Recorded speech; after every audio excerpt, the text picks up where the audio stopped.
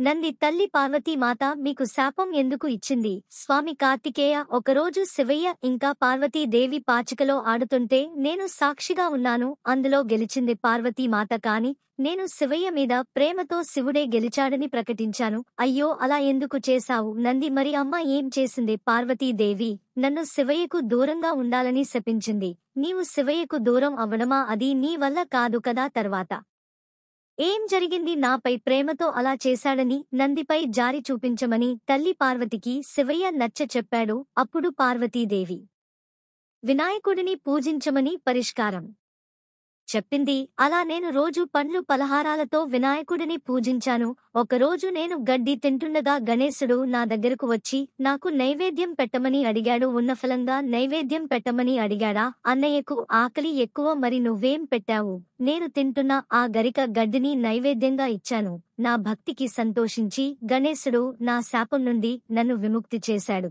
అందరూ గట్టిగా అనండి, జై గణేశ. సబ్స్క్రైబ్.